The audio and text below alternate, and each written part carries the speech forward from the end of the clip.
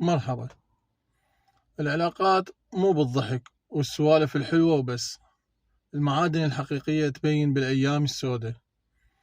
تدرون ليش العراق يقول بقوة ما يقف لي بالضيج وما له داعي بالفرح؟ هذا المثل هو غربلة للناس، تغربلهم. الضيج يعني وقت الشدة، المرض، قلة المادة أو الحزن.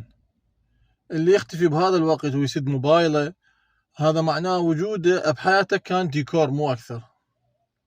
العراقيين أهل فزعة، من يشوفون واحد يجي بلبس بالأفراح وبوقت العزايم والوناسة يقولوا له عمي وفر جيتك، اللي ما يريدني بكسرتي ما يدر ضحكتي.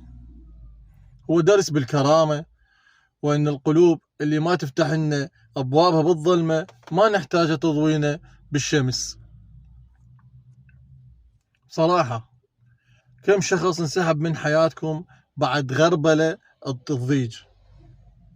وهل تعتقدون أن المواقف هي اللي تصفي البشر؟ دز الفيديو للشخص اللي كان سند إلك بالضيج وقول له أنت الظهر والذخر، وتابعني والباكر قصة مثل جديدة. في مان الله.